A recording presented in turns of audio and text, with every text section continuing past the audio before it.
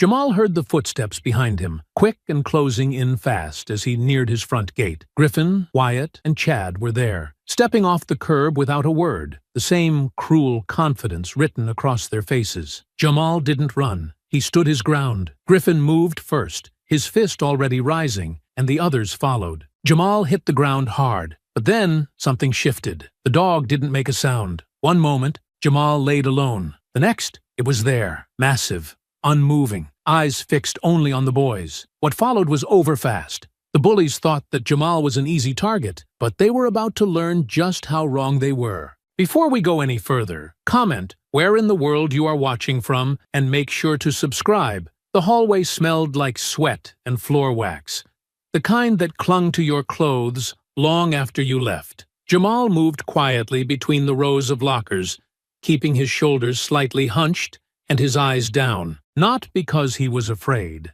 at least not in the way people thought, but because there was no point in inviting trouble. Trouble already knew his name. He turned the corner near the science wing and didn't even have time to react before his shoulder caught the hard shove. The books in his arms scattered across the floor, papers fluttering down like leaves in the wind. "Damn, my bad," Griffin said, dragging the words out slow, like he was performing for a crowd. "Didn't see you there." Jamal didn't look at him. He didn't have to. The voice alone brought heat to his face.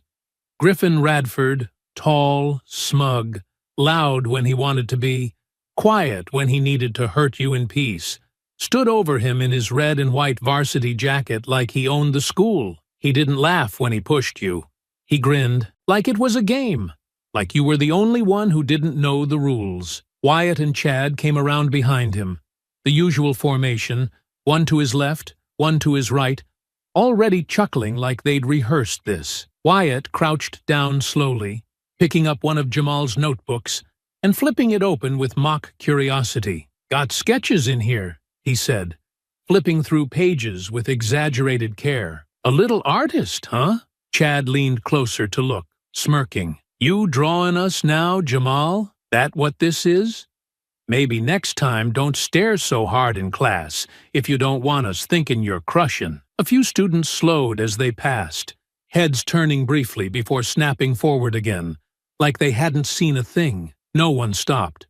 No one ever did. That was something Jamal had learned early on. It wasn't that they didn't know, it's that they didn't care to. Griffin tilted his head, watching Jamal with that same look he always gave, like he was checking for cracks. Jamal had never given him the satisfaction. He didn't flinch, didn't talk, didn't even breathe different when they were around.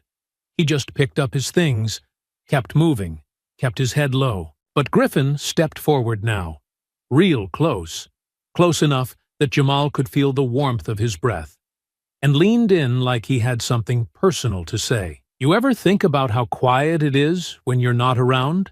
he asked, the corners of his mouth twitching. "Like the air's just easier to breathe without you here." Wyatt dropped the notebook with a soft slap against the floor. "He's got nothing to say, man. He never does."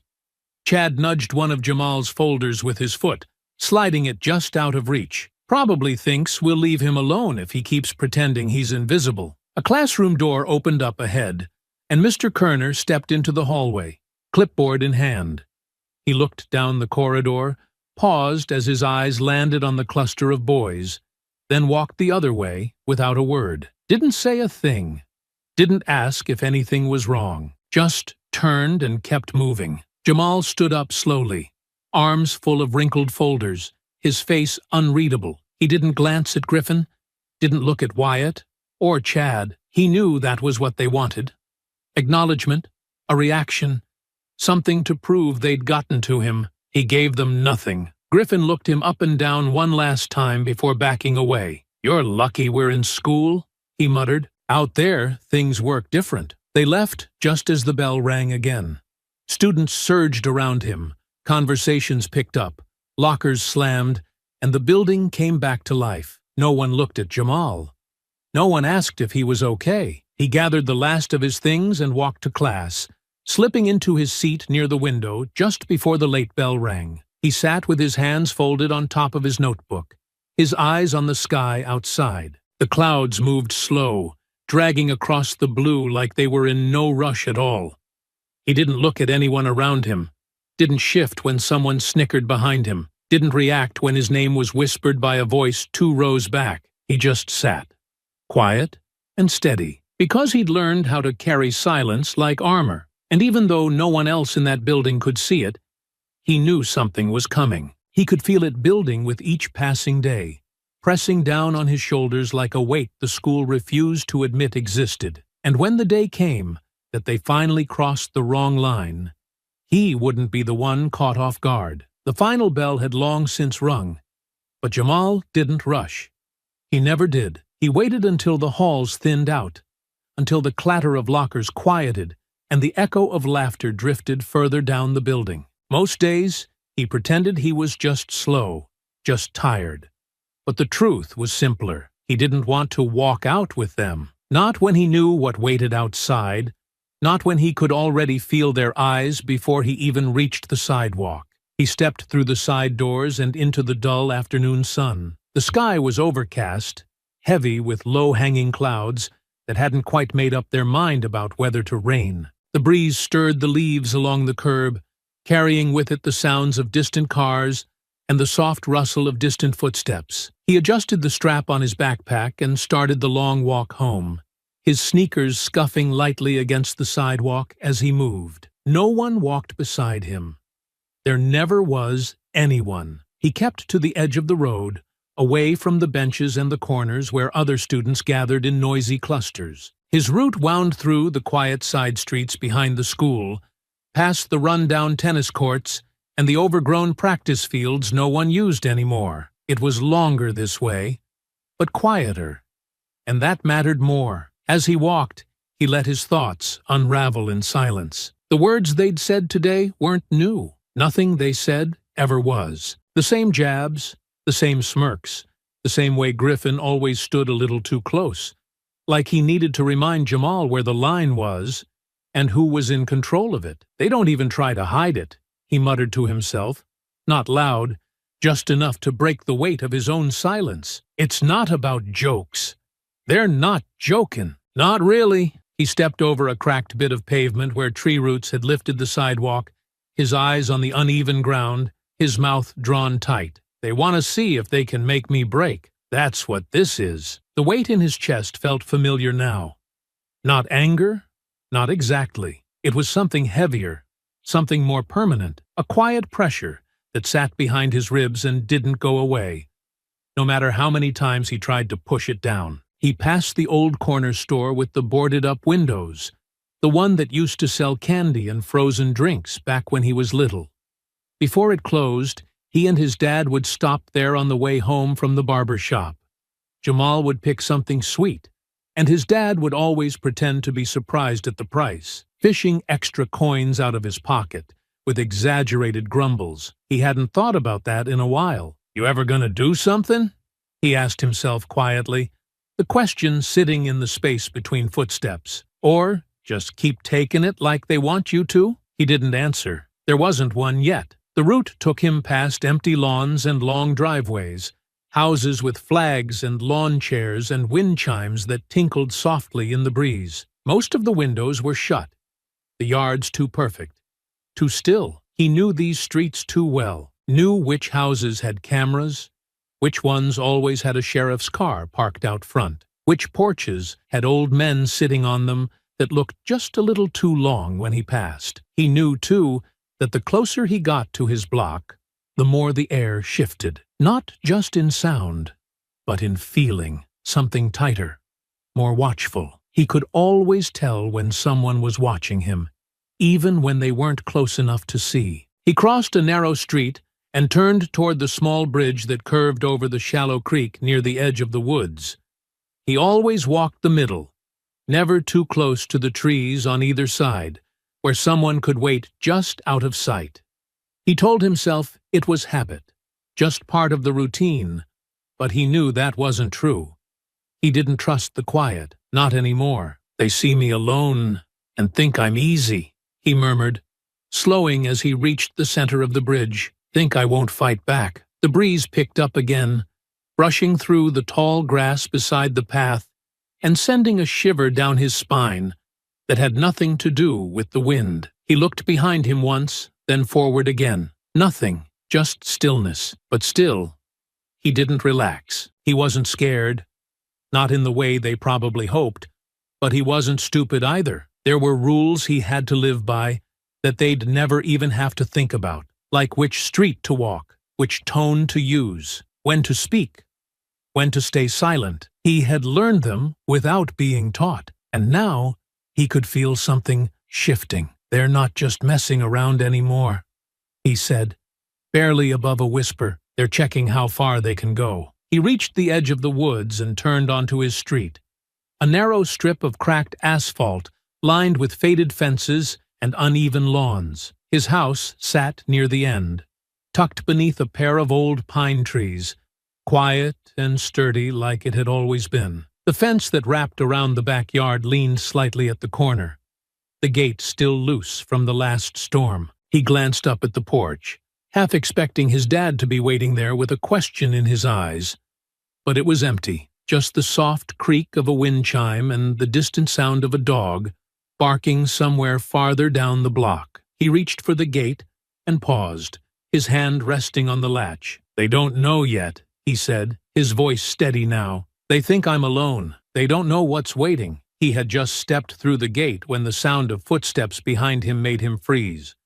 Not fast, not panicked, just slow, confident, too familiar to be anything but intentional. The kind of footsteps that came from people who believed they owned the ground they walked on, even when it wasn't theirs. Then came the voice. Jamal. He didn't move at first. His hand stayed on the gate latch, the wood creaking slightly beneath his grip, and his eyes remained fixed on the porch just ahead. But something in the air shifted, something tight and sour, so he turned slowly and looked back. Griffin stood in the street like he'd been waiting to be noticed, hands in his jacket pockets, his grin wide and unbothered. Wyatt and Chad flanked him, all three of them standing like they'd just stumbled across something worth laughing at. "So this is it," Griffin said, eyes roaming lazily over the yard. "Didn't expect much, but damn. You really living out here like this?" Jamal didn't say anything. He just watched them, his posture still, the kind of stillness that came right before a door slammed or something cracked. Wyatt nudged Chad, then pointed at the side of the house. "You see that busted-down fence? I told y'all it'd look like this. Man lives in a shoebox with weeds in the front." Chad scoffed. "2 bikes, both rusted out. And what's that? A tarp over the porch? Nah, that's a whole documentary." Griffin shook his head, pacing a little closer now. "We had a bet," he said. "Wanted to see what the mystery man's hideout looked like. You know, since you never talk, since you always walk home like you got something to hide. And turns out, this is it. Makes sense.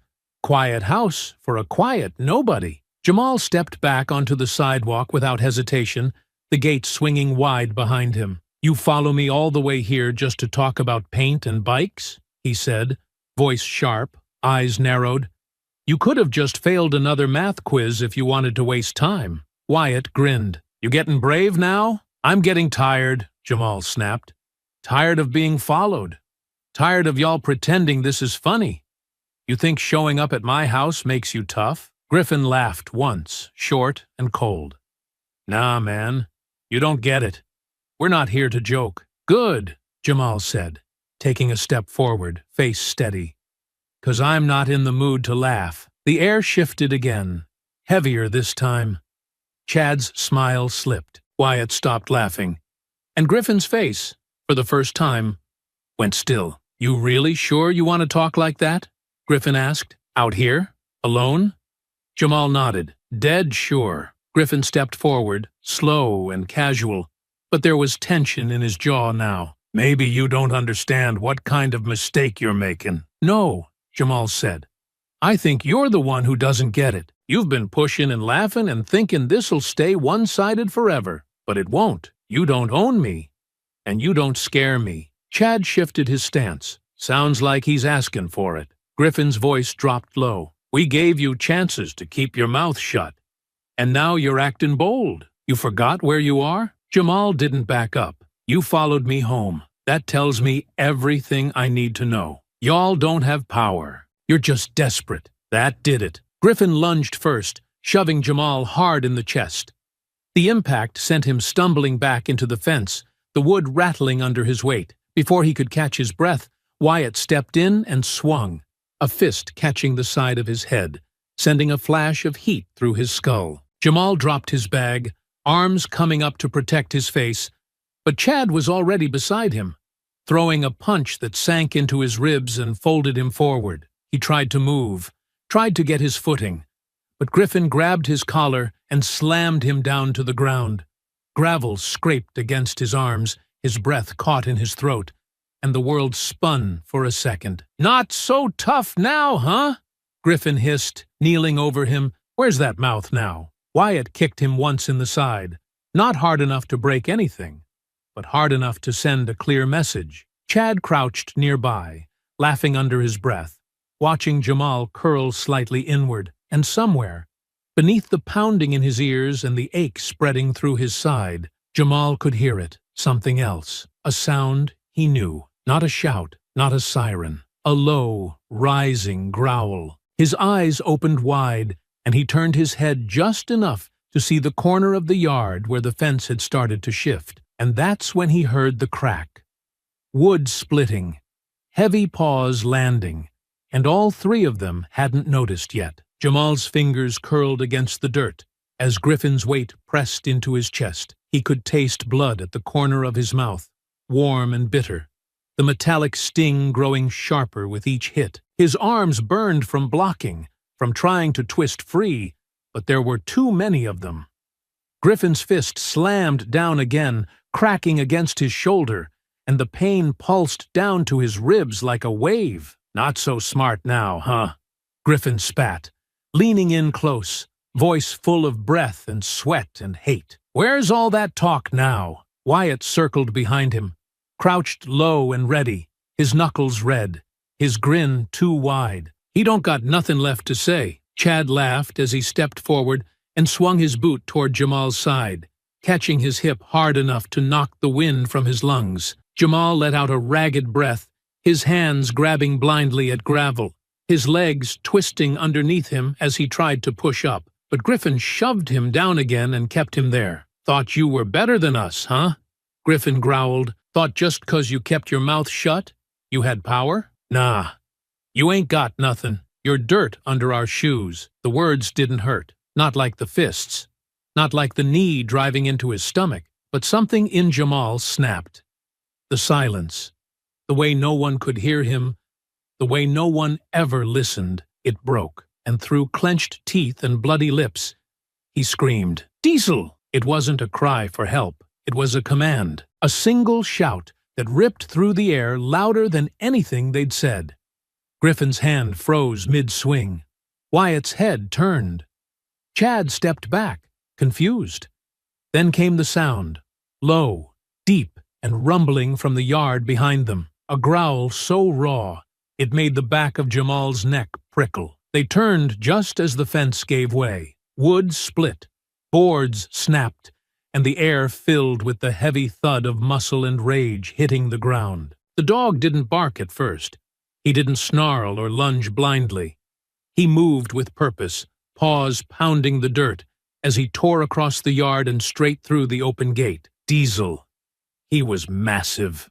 Dark-coated, eyes locked on Jamal like nothing else in the world mattered. His body was low, fast, all lean strength and momentum. The second he saw the three boys, he didn't pause. Griffin scrambled back, eyes wide. "What the—" But Diesel was already on him. The cane Corso slammed into Griffin's side, knocking him off Jamal like he weighed nothing. Griffin hit the ground with a scream, arms flailing, his voice cracking in shock as Diesel stood over him, teeth bared, chest heaving. "Get him off!" Griffin shrieked, arms up to shield his face. But Diesel didn't bite. Not yet. He just growled, deep and steady, lips pulled back far enough to show every inch of what could happen. Wyatt tried to grab a stick from the ground, but Jamal was already back on his feet, wobbling, blood running from his nose. He lunged forward and shoved Wyatt hard, the momentum sending them both tumbling, fists swinging wild. Wyatt hit the ground with a yelp, and Jamal's fist found his face once, twice, until Wyatt squirmed out and kicked backward to break free. Chad grabbed Jamal by the shirt and pulled him off, throwing him against the fence. But as he charged again, Diesel turned, eyes flashing, and launched toward him. Chad froze, his hands up, backing away fast. "I didn't touch him! I didn't—" Diesel didn't care. He lunged at Chad's legs, snapping his jaws inches from his calf, and Chad screamed, stumbling as he backed toward the street. "Stop! Get it away from me!" Griffin scrambled up and made a break for the sidewalk, tripping once before catching himself, limping as he dragged himself toward the curb. Jamal didn't move. He stood in the center of the yard, breathing hard, his shirt torn, bruises forming along his arms and ribs, but his eyes were locked on Diesel, watching as his dog circled the boys like a lion warning off hyenas. "Diesel!" Jamal shouted again, his voice hoarse but firm. "Enough!" The dog slowed, his growl fading, but his stance still tense, his eyes never leaving the boys. Griffin coughed, then spat, his hands shaking as he backed farther down the street. "This ain't over," he rasped. "You hear me? This ain't over." Wyatt was limping. Chad didn't speak. All three of them were bruised, rattled, breathless, and suddenly not laughing. Jamal didn't speak either. He stood tall in the middle of the yard as Diesel returned to his side, his body still tense, his head low, eyes trained on the street. The boys disappeared down the road, fading into the distance, and Jamal, chest rising and falling, didn't move until the last one was out of sight. Only then did he let his hand drop onto Diesel's head, fingers sinking into the thick fur behind his neck. "You waited," he whispered. "You knew." Diesel didn't bark, didn't move, just stood beside him, breathing calm, steady, ready. And Jamal knew right then. This wasn't just a dog, this was family. Jamal stood there for a long time, one hand still resting on Diesel's back, as the wind moved quietly through the broken slats of the fence. The sun had started to dip behind the rooftops, the light softening to that late-day glow that made everything look a little older, a little heavier. His shirt clung to him with sweat and dust. His hands trembled, not from fear, but from the weight of holding it all in too long. He didn't speak. Diesel didn't move. They just stood together in the yard, watching the street where the boys had disappeared, as if part of them expected the sound of footsteps to return. But the silence stayed, stretching longer with each breath until it finally let them go. Only then did Jamal turn toward the house. The door creaked softly as he pushed it open and stepped inside. Diesel followed close behind, his paws heavy on the floorboards, his presence steady as ever. The house felt colder now, not from the temperature, but from the sudden contrast. Inside, the stillness was almost too clean, the kind of quiet that made bruises feel sharper and memories hit harder. Jamal dropped his bag in the same spot as always, near the side of the couch, but this time he didn't sit. He just stood in the middle of the living room, breathing uneven. Blood still dried along the side of his face. The pain in his ribs was deep, aching with every inhale, but he didn't press on it, didn't need to. It wasn't the worst part. He heard the engine before he saw the headlights, his father's truck pulling into the drive, the rumble low and familiar. The door opened, shut, boots on gravel. Then the front door unlocked, and Robert Brown stepped into the room, wiping his hands with a rag that looked like it had seen a dozen oil changes. He didn't see Jamal at first. He was talking as he walked. "Gonna need a new belt for that Altima. Thing's been squealing for weeks. Told her last time, but no one listens until it snaps." He looked up mid-sentence. The rest of the words died on his lips. His eyes went straight to Jamal's face. He dropped the rag without a word. "Who did it?" he asked, his voice low and even, but there was a sharpness underneath, quiet, dangerous. Jamal didn't answer right away. His arms hung at his sides, his shoulders loose, not from peace, but exhaustion. His father took a step forward. "Jamal! Who put their hands on you?" Jamal's voice was hoarse when it finally came out. "Griffin. Wyatt. Chad." Robert's jaw tightened. "They followed you here?" Jamal nodded slowly. "Waited till I was in the yard. I heard them right before I opened the door. They'd been watching me. Said they made a bet about what the house looked like. Said they wanted to see where I live." Robert looked past him toward the back door. "They come through the gate?" "No. I went out to meet them," Jamal said. "I told them to leave. They started running their mouths. I didn't back down." He hesitated. "Then they jumped me." He saw something shift in his father's face. Just slightly, like a curtain being pulled back. "They all hit you?" "Yeah." Jamal exhaled hard through his nose. "They had me on the ground. I was losing. I couldn't keep them off me." Robert nodded once. His hands were still, but his eyes were not. They moved constantly now, checking Jamal's injuries, looking toward the hallway, then back at his son, like he was doing calculations in his head without speaking. "What stopped them?" he asked finally. Jamal glanced at Diesel, who had taken his usual spot by the couch, but was still alert, still watching the front door like he hadn't quite moved on from what happened. "I yelled," Jamal said. "Called him. He broke through the fence." Robert looked down at the dog. "He bite anyone?" "No. He hit Griffin hard, knocked him off me. Got in Chad's face, almost went for him, but he didn't hurt them.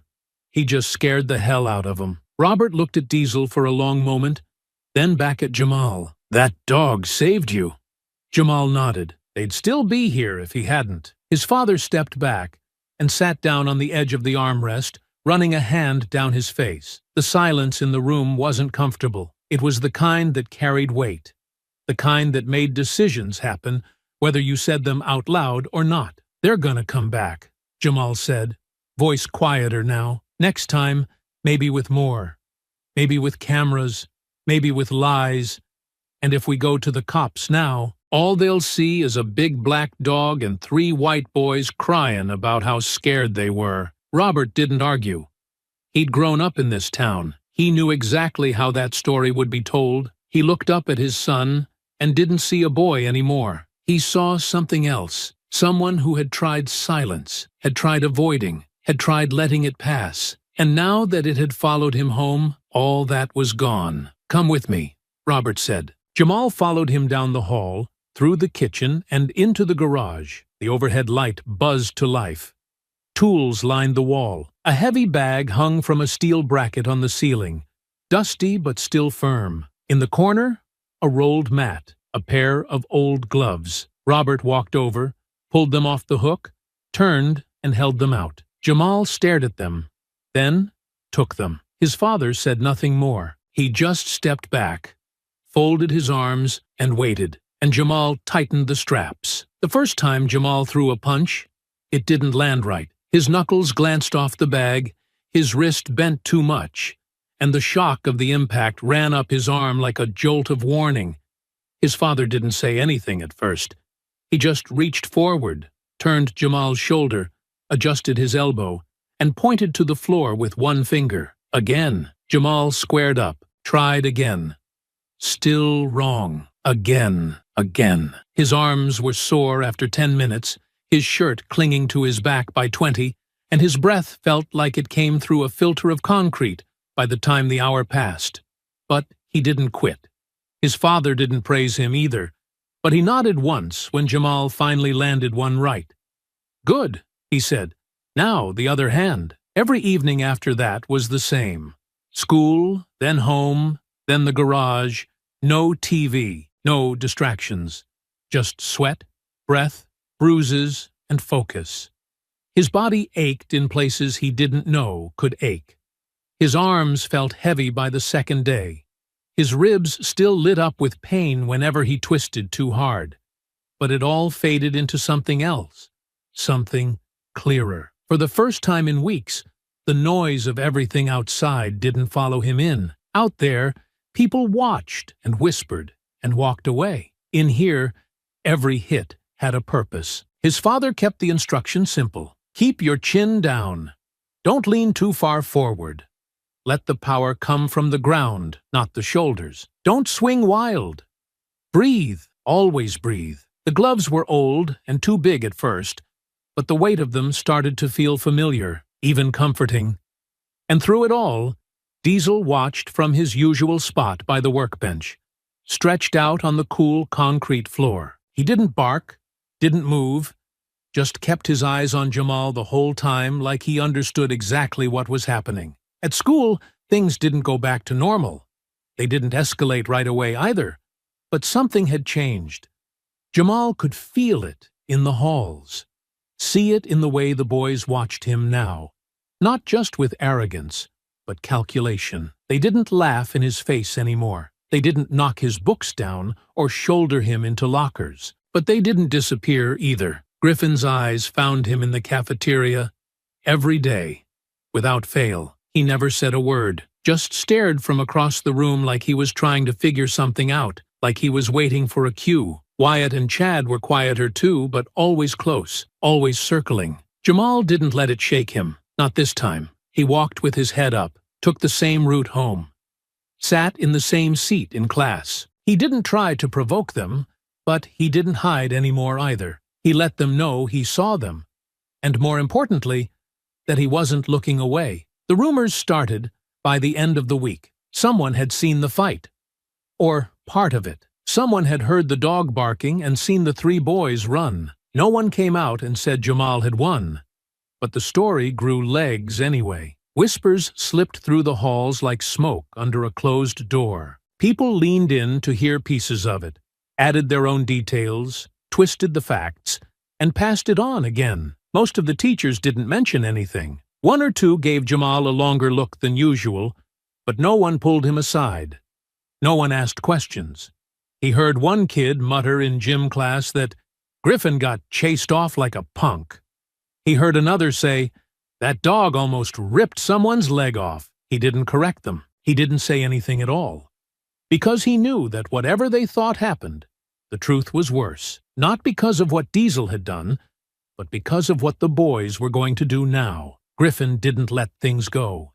He didn't like being embarrassed. And he definitely didn't like being seen as weak. Jamal told his father about the silence, about the way the boys were waiting. His dad nodded, jaw set, but didn't offer false comfort. "They're regrouping," he said. "They thought they had the upper hand. That didn't work. So now they're thinking. That's when they're most dangerous." Jamal hit the bag harder that night. Not angry, just focused. He practiced slipping to the side, rolling under an invisible punch, resetting his feet fast. His timing got better. His punches sharper, his breathing steadier, but the ache didn't go away. Not from his ribs, not from the weight of waiting. Diesel started sleeping closer to the front door. Jamal didn't ask why. He didn't have to. The garage light hummed above them as Jamal pulled the gloves from his hands and set them down on the bench. His knuckles were sore, raw in a few places, and the muscles in his arms felt like they'd been stretched past their limit. The workout had drained his body, but it hadn't cleared his head. The pressure was still there, sitting behind his eyes, pressing in heavier with each passing day. Diesel lay stretched out on the floor nearby, watching with his ears perked, his body calm but ready. The stillness in the garage had become routine now. Sweat, breath, silence. But tonight, Jamal broke it first. "What happens if they call the cops?" he asked quietly, not looking up. Robert turned from the far wall where he'd been adjusting one of the bags of sand used to stabilize the heavy bag. He didn't ask what Jamal meant. He waited. "They know where I live," Jamal said. "They're not gonna let this go. You saw their faces after the dog came out. They were scared, but not enough to stop. If they can't win in the street, they'll try something else." Robert stepped closer, arms folded, his eyes narrowed but patient. "They might say he attacked them," Jamal continued, "that he bit one of them. Even if he didn't, they could lie. And if they tell the right person, if it gets back to the cops, they're not going to come here asking questions. They'll come with orders." Robert nodded once, slow and steady. "They'll try to take him," Jamal said, his voice shaking now. "And I don't know what I'm supposed to do if that happens." His father didn't answer right away. He walked over, leaned against the bench beside his son, and looked down at Diesel, who was now resting his head on his front paws. "I wasn't there that night," Robert said after a long pause. "I didn't see what happened, and that still eats at me." Jamal looked over at him but said nothing. "But I know you," his father continued. "I know that dog, and if you tell me they jumped you first, that Diesel didn't attack until you called him, that he didn't bite, then that's the truth.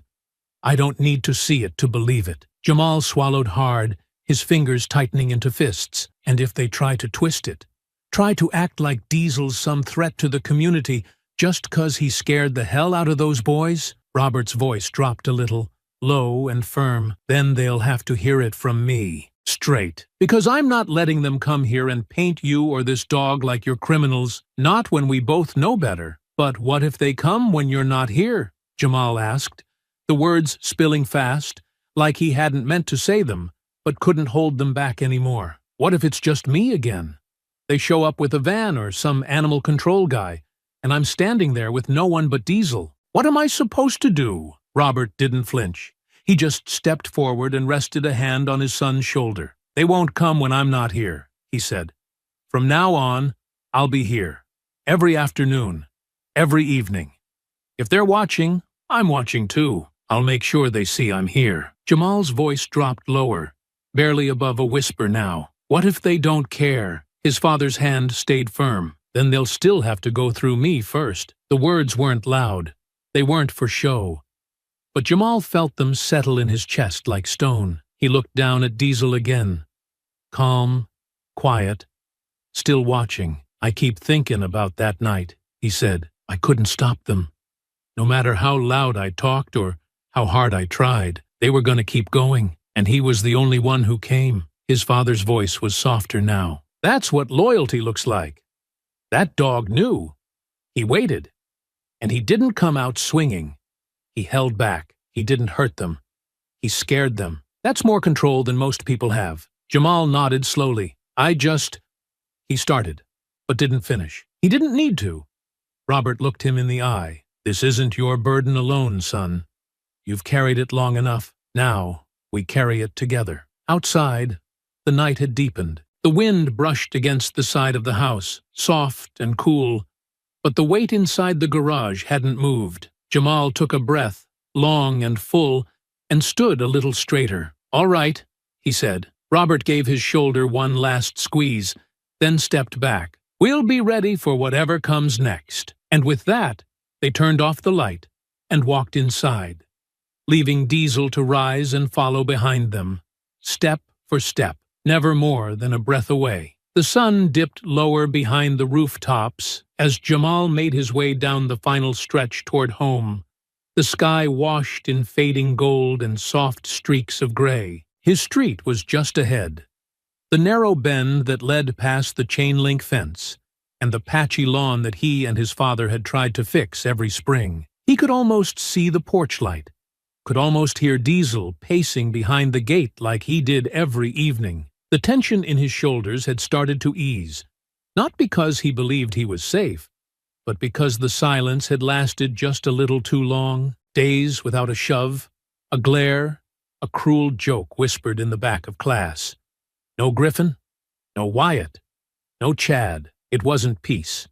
It was patience, and it was always temporary. His fingers tightened around his backpack strap as he stepped off the sidewalk to cut across the short gravel slope just before his house came into view. He had maybe 30 steps left. That's when the noise came.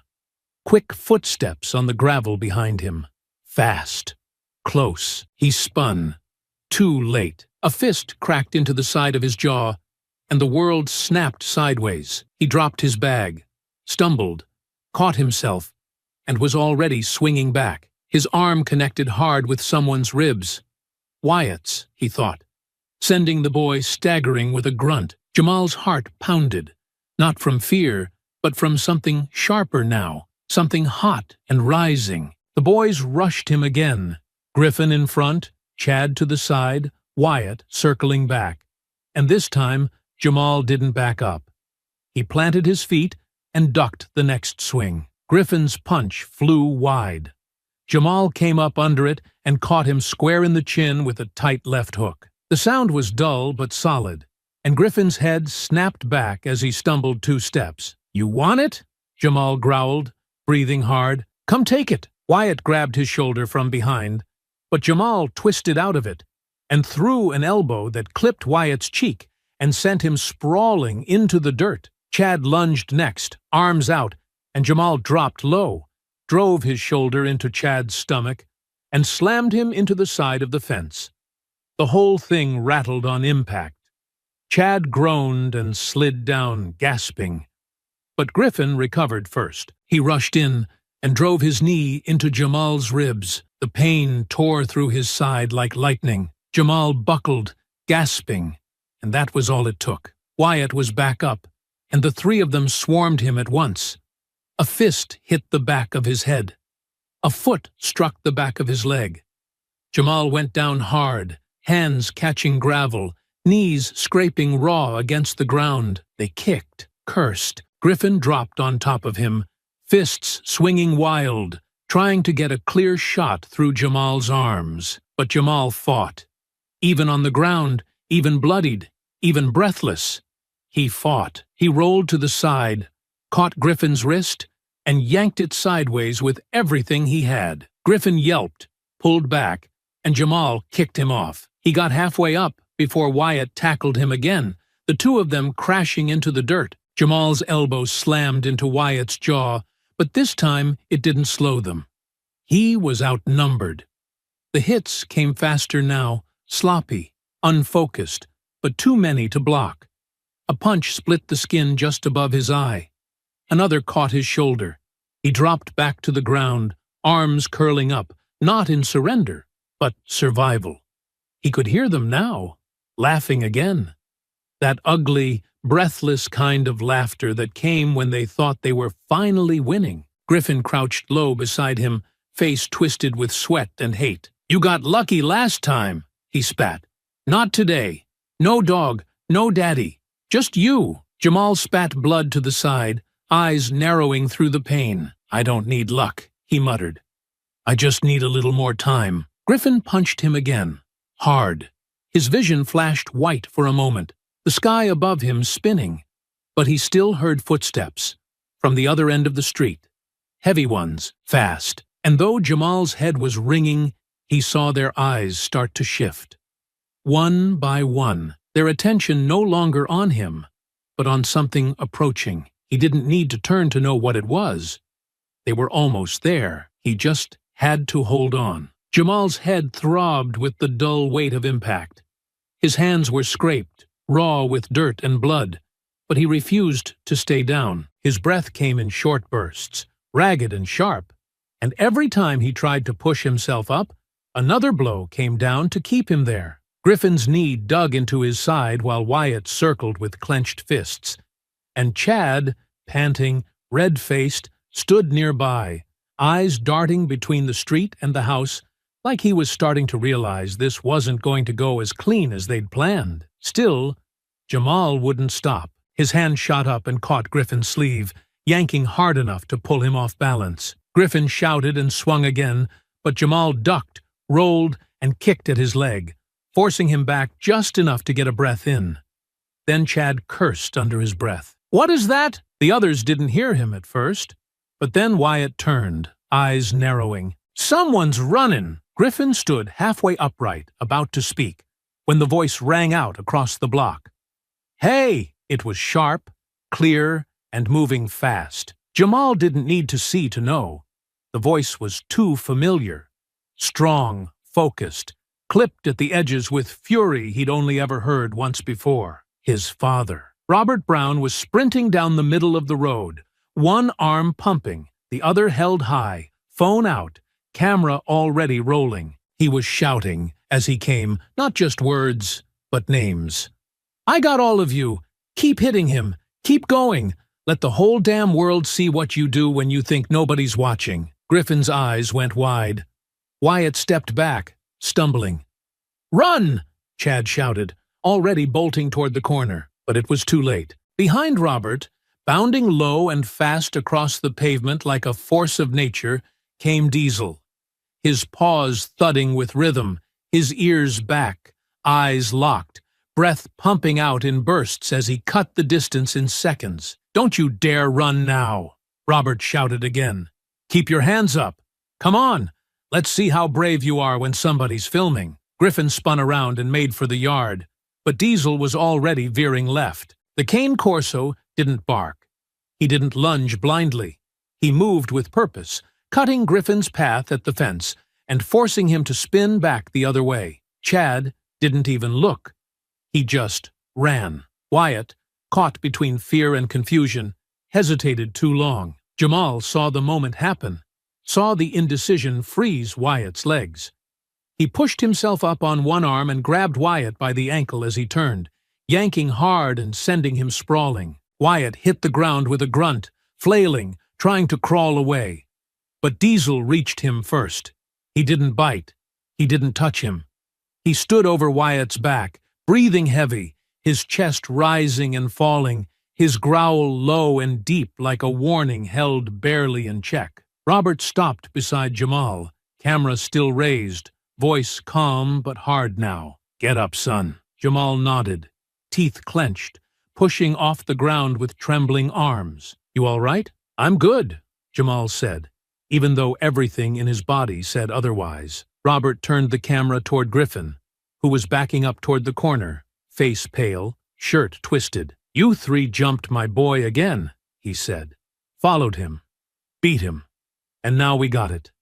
Every face, every swing." Griffin tried to talk, to say something, but Robert cut him off with a sharp gesture. "No, you had your say.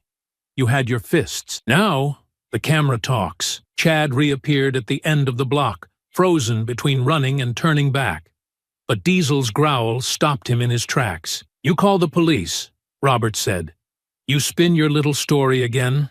Go ahead. But this time, I got the truth. This time, the story's ours." Jamal stood now, one arm over his ribs, blood trickling down his cheek, but his eyes were steady. "They wanted to make sure I couldn't walk home without looking over my shoulder," he said quietly. "Now they're the ones running." Robert nodded, the camera still rolling, his voice steady. "This ain't revenge," he said. "This is the start of accountability." Diesel held his ground, still watching Wyatt like he knew what kind of boy he was.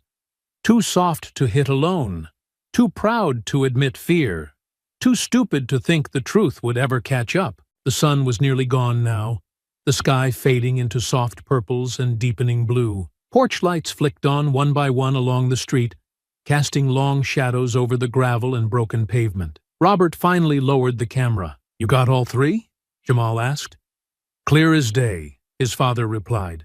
"Faces, words, blows, everything. Can't lie about what the whole world can see." Robert's face was carved from stone, his eyes flicking between the three boys now corralled in the center of the street, Diesel pacing around them like a silent threat. "You're not going anywhere," he said. "Not until someone else hears this." He reached into his jacket, pulled out his phone, and tapped the speaker button. 911.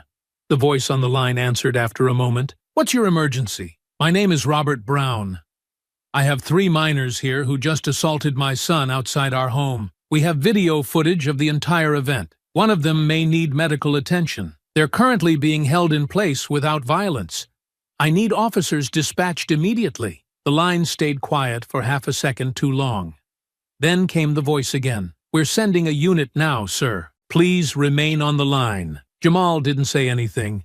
He just stood with his father, arms crossed tight against his aching ribs, eyes fixed on Griffin, who was no longer glaring, no longer smug, just silent. Wyatt shifted nervously. "You can't sick a dog on us," he muttered. "He didn't touch you," Robert said calmly. "And he won't, unless you try to run. Then we'll see what instinct does." Diesel stood still now, close enough that all 3 boys felt him watching, waiting. None of them moved. Griffin tried to muster something. "We didn't follow him. He probably started it." Robert raised the phone higher. You really want to say that? On camera? Griffin's mouth closed again. The dispatcher's voice came through the speaker. Sir, we have a unit en route. ETA 2 minutes. Please remain on the scene. And do not let the suspects leave. Robert smiled coldly. They're not going anywhere. The neighbors had started to peek out from behind curtains, one or two stepping onto porches, phones in hand. The silence in the street was tense now, filled with the weight of something shifting. Jamal could feel it, not just in his body, but in the air itself. The tide had turned. He turned toward his father, voice low. They're scared now. Robert gave a single nod. They should be. The flashing lights appeared first, red and blue bouncing off the houses as the cruiser rounded the bend. The moment the car came to a stop, 2 officers stepped out, hands on their belts, eyes moving fast. One of them spoke. What's going on here? Robert raised the phone. I've got video of my son being assaulted. 3 on 1. Right there in your camera. The officer looked at the boys, then at Diesel. Is the dog involved? He didn't bite, didn't touch them. He's trained. He did what any father or friend would have done.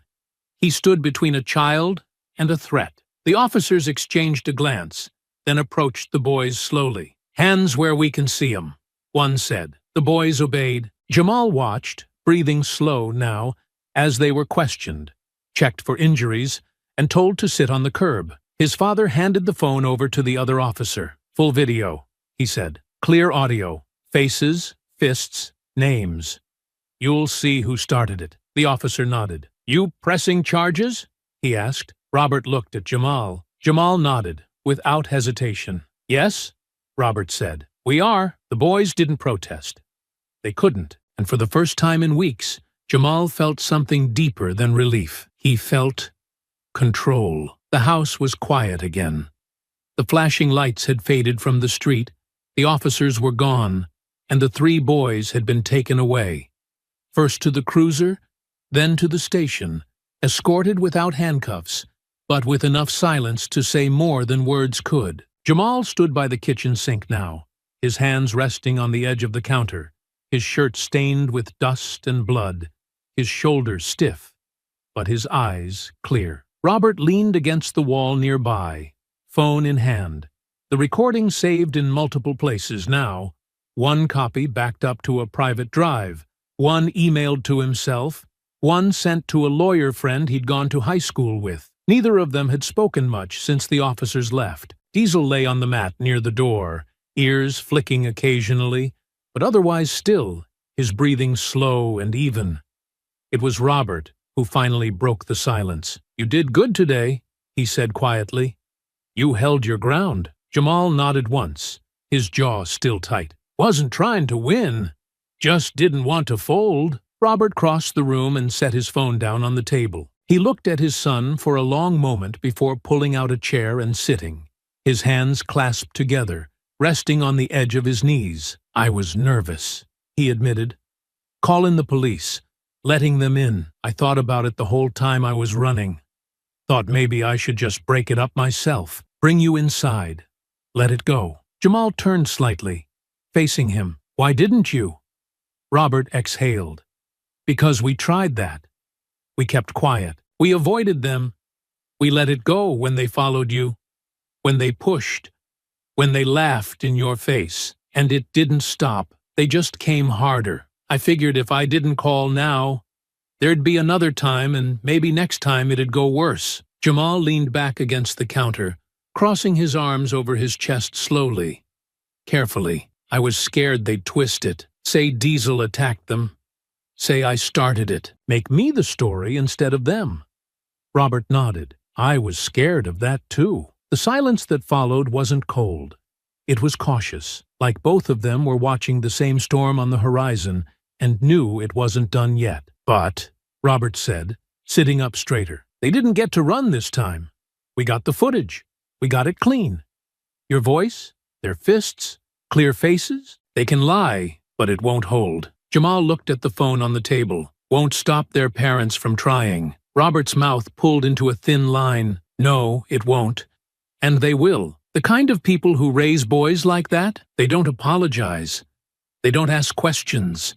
They circle the wagons, call lawyers, start talking about defamation and character and boys being boys. They'll come after us, Jamal said quietly. Robert nodded, probably already making the calls. You saw how that officer paused when he looked at the names. Those boys come from families that don't like being told no. Jamal pushed away from the counter and sat across from his father. So, what do? We prepare, Robert said. We make sure everything's documented. We don't delete anything. We don't speak to anyone without witnesses. And we don't stop telling the truth, no matter who comes asking. Jamal rested his elbows on the table. You think the school's gonna back them? Robert tilted his head. I think the school's gonna try to stay quiet. They'll wait to see how loud this gets. If it stays local, they'll try to sweep it. If it spreads, they'll scramble to cover themselves. Jamal thought for a long moment, eyes drifting to the hallway, where his torn backpack still lay on the floor. I want people to see it, he said. They will, Robert answered. But on our terms, not through rumors or edited clips, or people trying to tell the story for us. When we speak, it's going to be clear, calm, and controlled. And if they come knocking, Robert looked him in the eye. Then we keep the camera rolling. Same way I did tonight. They want to fight. They're going to have to fight on the record. Jamal nodded slowly. It wasn't over. He knew that. The boys might have been taken away, but they'd be back. Not in the same way. Not with fists in the street. It would be court dates, accusations, pressure, maybe media, maybe worse. But this time, he wasn't walking into it alone. He looked down at his scraped knuckles, and then over at Diesel, who hadn't moved since the door closed behind the police. The dog's eyes met his, steady and patient. You think they'll try to come at him? Jamal asked. Say he was part of it? Robert's expression tightened. They'll try. But we got witnesses. We got footage. That dog didn't touch a soul. He just made sure no one else touched you. Jamal nodded again. It wasn't just about being safe anymore. It was about being ready. They'd drawn the line, and now, whatever came next, they'd meet it together. The letter arrived 3 days later, folded neatly, delivered by hand, not mail. A uniformed man, animal control, not police, stood at the door, his expression stiff and unreadable as he handed it over. Robert didn't open it right away. He stood on the porch for a moment, watching the truck drive off, the county logo stenciled across the door, then stepped inside and locked the door behind him. Jamal was sitting at the kitchen table with a plate of reheated pasta. But he didn't need to see the envelope to know what it was. He saw it in his father's jaw, in the way he held it like it burned. Robert sat down slowly, tore the seal, and read. Jamal waited. When Robert finally spoke, his voice was low and dry. They filed for a dangerous animal investigation. Want a formal hearing. Witness statements. Photos. They want Diesel evaluated. Jamal leaned forward, his stomach tightening. What does that mean? Robert looked up at him, his eyes steady. It means they're pushing for him to be declared a public threat. If they succeed, they'll move to have him put down. Jamal didn't say anything at first. He felt the words more than he heard them. They dropped like stones into his chest, everyone heavier than the last. He didn't even bite them, Jamal said finally, his voice brittle. They know that, Robert replied. This ain't about what he did. It's about what they can spin. The room felt smaller now, the air tighter. Diesel, stretched out near the front door, lifted his head slowly, sensing the shift. His eyes moved between them, calm but alert. They're scared, Jamal said. Not of the dog, of what the video shows. They want the story gone. They want the reminder gone. Robert folded the letter and set it on the table like he didn't want to hold it any longer. Griffin's dad's name is on it, he said, along with Wyatt's and Chad's. They hired an attorney out of Jacksonville, someone who specializes in liability defense. They're not just trying to win. They're trying to bury the whole thing under paperwork and doubt. Jamal's hands curled around the edge of the table. They want him gone, he said. To punish us. Robert nodded. They want the dog put down to make a point, that we don't get to fight back. Jamal looked at Diesel now. Really looked. He thought about the way the dog had burst through the fence without hesitation. The way he hadn't bitten anyone, hadn't lost control, had simply stood between him and what was trying to hurt him. No training had taught that. It was loyalty, plain and true. And now they were calling it danger. "What do we do?" Jamal asked. Robert stood up, went to the drawer beside the fridge, and pulled out a folder thick with printed copies, screenshots, affidavits, timestamps, testimony. "We give them the truth," he said. "On paper, in court, wherever they want to hear it." He paused, then looked Jamal dead in the eye. "And if they don't want to hear it, we make it too loud to ignore." Jamal nodded slowly. "People already saw the video," he said. "Somebody posted it last night. I didn't share it, but someone did. It's everywhere now. Everyone's watching." Robert didn't look surprised. "Then they're gonna try to flip it faster. Paint you like a violent kid. Paint me like some angry father who trained his dog to attack." "Let them try," Jamal said. "We've got nothing to hide." Robert walked back to the table and placed his hand over the letter. "I'm going to file a counterstatement tomorrow," he said. "Testimony, video clips. We'll get our own evaluation, someone independent.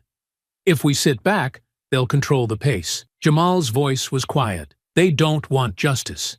They want the silence back." Robert nodded. "And they're gonna find out they can't buy that anymore." That night, Jamal sat on the back step with Diesel lying beside him, the air cool and thick with the smell of wet grass. He ran his hand slowly along the dog's back, feeling the steady rise and fall of each breath, the warmth beneath the fur, the calmness that hadn't wavered even when everything else had. "They're scared of you," he said softly. "That's how you know you did something right." Diesel shifted slightly, pressing closer. Jamal looked out across the yard toward the bent corner of the fence where the fight had started, the place where it had all changed. He wasn't angry, not the way he thought he'd be. He was tired, yes, frustrated, but what he felt most was clarity. They'd drawn the line, and now the other side was pushing back, not with fists, but with filings and threats and expensive suits. But it was still the same fear, still the same attempt to take something away because they couldn't control it. But this time, he wasn't standing alone, and they weren't backing down. The first donation came in before sunrise. $25. No name, just a message. For the dog. For your son. For the truth. By the time Jamal woke up and checked the link Robert's cousin had helped set up the night before, there were over 100 names. Some small amounts, some larger. 50, 75, one for 200, with a note that simply read, "Keep fighting." He stared at the numbers for a long time, scrolling through usernames he didn't know, cities he'd never been to, messages from people who'd never met him but had seen the video, people who had heard the story in fragments or watched it unfold second by second in grainy phone footage and still decided to stand beside him. When he walked into the kitchen, Robert already had the page pulled up on his laptop. 1,500 overnight, he said. Another 500 just this morning. There's messages coming in every few minutes. Jamal sat down slowly. They really saw it. They didn't just see it, Robert replied. They believed it. And that's more than I thought we'd ever get from strangers. Diesel padded into the room, head low, ears relaxed. Jamal reached out and scratched behind one, and the dog leaned into it without hesitation. Robert turned the laptop slightly, showing the messages lining the screen. People are angry. Not just about what happened to you, about the fact that they tried to punish him for stopping it. Jamal read a few aloud. This dog is a hero. This is why people record everything. Fight them all the way. Some of the names had blue check marks next to them. A few were teachers. A local vet offered to do a free behavior evaluation. A lawyer from Tallahassee volunteered to help file the response paperwork. I sent the first batch in this morning, Robert said. Legal statement, counter to the dangerous animal petition, full footage. 3 signed witness letters from neighbors who saw the fight, and the eval request. Jamal nodded slowly. You think it's enough? We'll find out soon, Robert said. But we're not waiting quiet anymore. That's done. That evening, the school tried to make a statement. A press release was posted to their homepage, 3 paragraphs of vague concern about violence, a promise to investigate, and a claim that they were working with all parties involved. It didn't land the way they hoped. By noon the next day, the comments section was locked. Too many people had already seen the footage. They didn't want neutrality. They wanted names. They wanted answers. And they weren't letting the story fade. By the time the county hearing arrived 2 days later, the courtroom was full. Half the people there weren't involved in the case. Some had driven in from other towns. Some wore shirts with Diesel's face on them. One woman held up a hand-painted sign that read, "Protect the ones who protect us." The judge was polite, but visibly surprised by the turnout. The lawyer representing Griffin's father and the other families tried to argue fear, tried to stress the size of the dog, the chaos of the moment, but the video spoke louder than any of them. It showed everything. Diesel breaking through the fence. Diesel standing over Jamal. Diesel growling, but not lunging, not biting, not attacking, just placing himself between danger and the boy he belonged to. The vet testified next, a tall woman with gray hair and a calm voice who had met Diesel just the day before. "This is a stable dog," she said firmly. "Confident, balanced, and controlled. No sign of aggression outside of what's appropriate under threat." Robert submitted the footage, the evaluation, the donations, and the public letters of support. The judge listened, watched, asked questions, and when the decision came, it was quiet. "This animal is not dangerous," the judge said. "This petition is denied." Jamal didn't cheer. Neither did Robert. They just looked at each other, nodded once, and let the air settle around them like something heavy had finally lifted. Outside the courthouse, people clapped quietly. Some offered hugs. Others took pictures with Diesel, who sat calmly beside Jamal on the courthouse steps, like he knew exactly what had happened. Reporters asked questions. They didn't answer most of them. Not because they were hiding, but because they knew the truth was already out there. That night, Jamal sat on the porch while Diesel rested at his feet. His ribs still hurt. His jaw was sore. But his chest felt clear for the first time in weeks. Robert came out with 2 glasses of cold water and sat down beside him. "We won this round," he said. Jamal nodded. "They'll try something else," Robert smiled. "They can try, but they won't get what they came for." The street was quiet again, but this time it wasn't because everyone was pretending. This time it was because they'd been heard. And Jamal, sitting in the place he'd once been attacked, looked out into the night and felt no fear, just readiness. By the end of the week, it wasn't just students who whispered in the hallways. It was teachers, too. Something had shifted permanently. Griffin, Wyatt, and Chad no longer walked like they owned the place. They moved smaller now, quieter, heads down, shoulders tighter. The stares they used to get were no longer rooted in respect or fear. They were laced with something colder, disgust. Rumors had always been part of the school's rhythm, passed around like gum or gossip. But now, they weren't rumors. They were facts.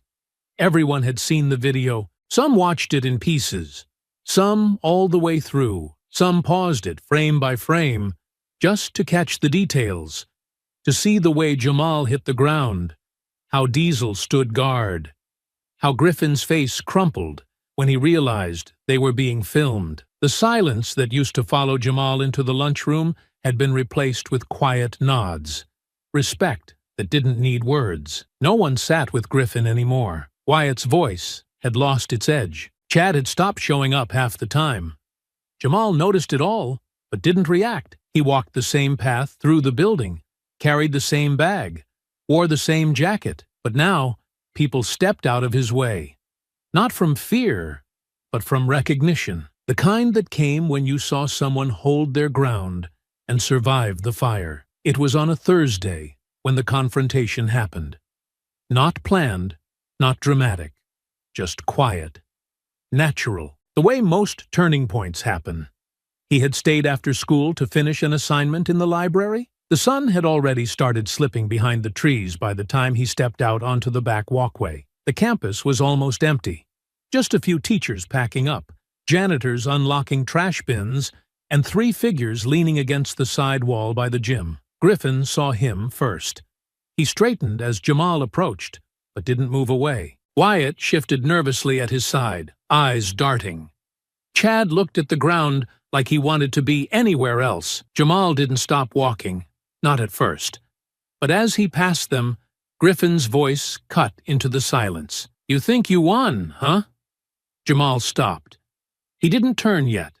He just let the question hang there for a moment. Then he turned to face them, his eyes steady, unreadable. "I didn't win anything," he said. "I just stopped losing." Griffin snorted, but there was no strength behind it. "You got people to cry for you, raise money, pretend you're some kind of victim." Jamal's jaw clenched, not from anger, but from the effort of staying calm. "I didn't ask for anything," he said. "People saw the truth and made up their own minds. That's what you hate. Not me, not the video. The fact that, for once, someone saw through your performance." Wyatt spoke up, voice sharp. "You think we deserve to lose everything? That fair to you?" Jamal stepped closer now. Not aggressive, just deliberate. "You didn't lose everything," he said. "You lost the lie you were hiding behind. The one where you were always the victim when things got loud. The one where boys like you could swing first and still play innocent later." Chad glanced up, his voice barely above a whisper. "They might expel us." Jamal didn't flinch. "You tried to leave scars on my face and thought no one would see. Now the truth's louder than your parents' names. You brought that on yourselves." Griffin's mouth opened, then closed again, and for a moment, none of them spoke. Then Jamal said, softer now, "You know what really scares you? That the dog didn't hurt you. That I didn't either. We let the world see what you did without needing to strike back harder. You made your choice in front of everybody. Now you live with it." He turned to leave, but paused at the edge of the path. "And the next time you think about laying hands on someone who hasn't done a thing to you, remember this: someone's always watching now." They didn't follow him, didn't say anything else. And as Jamal walked home, the quiet felt different than it ever had before. Not heavy, not empty, just clean. The letters came home the following week, hand-delivered again, this time by the school district itself. No more temporary suspensions. No more vague reassurances. This time, the language was final. Permanent removal. Multiple counts of aggravated assault. A pattern of targeted violence. Clear violation of the district's code of conduct. Griffin, Wyatt, Chad, expelled. No appeal. It had taken time, longer than it should have. But between the footage, the witness testimonies, the public pressure, and the school's own quiet scramble to save face, there was no path left to protect the boys without setting the whole building on fire. And nobody wanted to burn for them. Jamal didn't celebrate. He didn't speak about it in the halls. He just folded the notice into his backpack and carried it home like any other paper. At the dinner table, his father opened the envelope slowly, read it once, and nodded. "It's done," he said. On their end, anyway. But school was only part of it. The local sheriff's office had filed a report the same day as the attack, with the video as evidence, and multiple community witnesses backing it. Charges moved forward. Nothing that would ruin them for life, but enough to matter. 3 counts of misdemeanor assault, 1 count of trespassing with intent to cause harm, mandatory community service, court-mandated counseling, probation. Griffin's father had tried to intervene early, tried to claim the attack was mutual combat. The video made a fool of him, so he pivoted to apology. But no one believed it.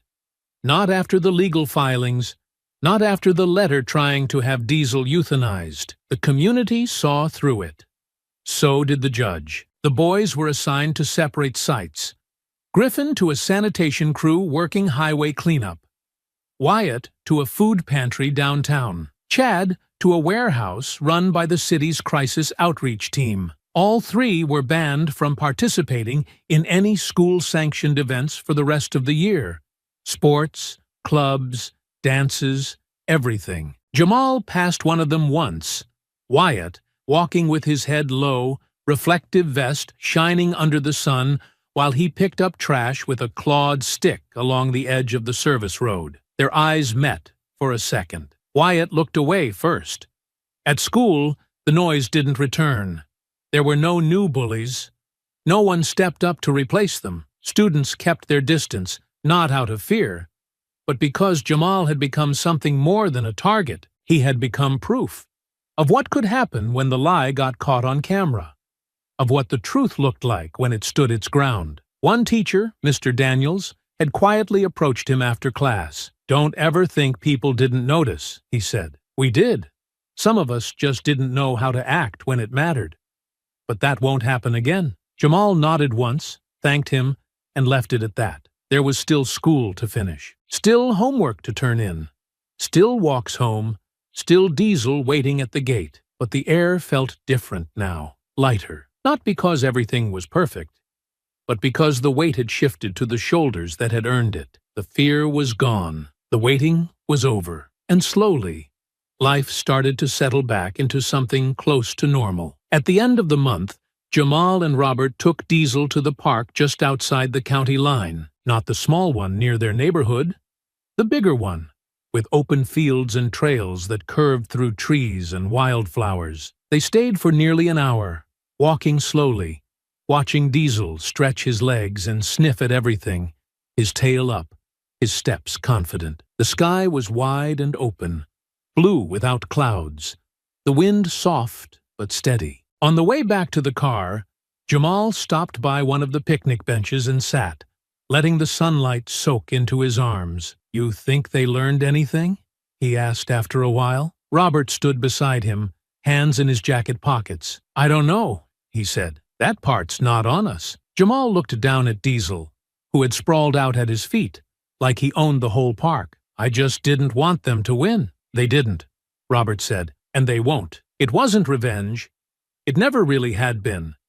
It was resolution, and that, Jamal finally understood, was enough. The porch creaked under Jamal's weight as he stepped outside, the screen door easing shut behind him with a soft clack. The evening air was warm but not heavy, and the light from the porch bulb pooled across the steps in a soft circle that reached just far enough to catch the edges of Diesel's ears. The dog was already there, stretched out across the top step like it belonged to him, head resting on his paws, tail thudding once as Jamal sat down beside him. Robert followed a moment later, 2 glasses of sweet tea in his hands, the ice still clinking gently as he passed one over. He didn't say anything at first, just sat down on the opposite end of the steps and looked out across the yard, the same way he had for years, like it was a habit that didn't need a reason anymore. It had been a long month. The hearing was over. The boys were gone. Diesel was safe. The school had issued a statement, a real one this time, naming the boys, apologizing to the community, pledging new guidelines and oversight. There were rumors about resignations. The principal was on leave. A few teachers who had stayed silent for too long were now suddenly finding their voices. None of that changed what had happened, but it mattered. It meant people had paid attention. Jamal took a sip from his glass, the tea sweet and cold as it settled against the back of his throat. Coach Gibbons asked if Diesel could come to the school, he said after a while. Robert looked over. "Why?" "Some therapy groups doing a thing for finals week. Stress relief. They wanted to bring in trained dogs, and someone on the board mentioned him. Said he calmed the whole block just by standing there." Robert smiled softly. "You thinking about it?" "I said I'd think about it," Jamal said. "He's not a prop. He's not for show." Robert nodded. "He's family." Jamal reached down and scratched Diesel's side. The dog shifted slightly, rolled over halfway, paws up like he didn't have a care in the world. "They keep calling him a hero," Jamal said. "There's posts all over the neighborhood page. Someone's talking about getting him a medal." Robert chuckled. "They should. Not every hero wears a uniform." "He just did what he knew," Jamal said. "He heard me. He came. That's all." "That's more than most people do," Robert replied. "A lot of folks saw something wrong for weeks and didn't move, didn't speak, Your dog jumped a fence and made a stand. He deserves every word they give him." Jamal looked out toward the street. Quiet now, still. The same sidewalk he'd walked every day.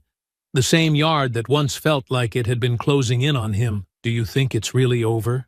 he asked quietly. Robert was silent for a moment, then set his glass down beside him. "Over?" he echoed. "No. Things like this don't ever end clean. People move on. News cycles flip. But someone will remember.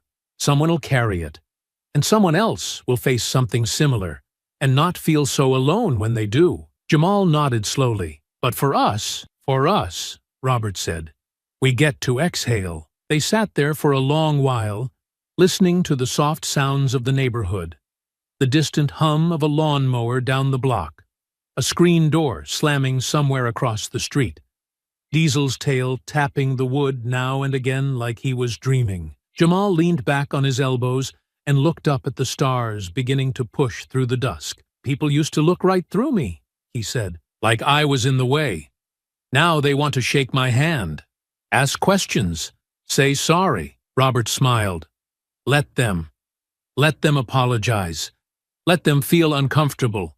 That's how change starts." Jamal's voice lowered. "I don't want them to forget Diesel." "They won't," Robert said, "because you won't let them." They sat until the ice in their glasses melted, until the last of the light faded behind the trees, and the porch light was the only thing left drawing shadows across the steps. Jamal reached down again, rubbing Diesel's ears gently. "You heard me," he whispered. That's all it took. Diesel stirred, rolled closer, rested his head on Jamal's knee. Robert stood, stretched, and held the screen door open. "You coming in?"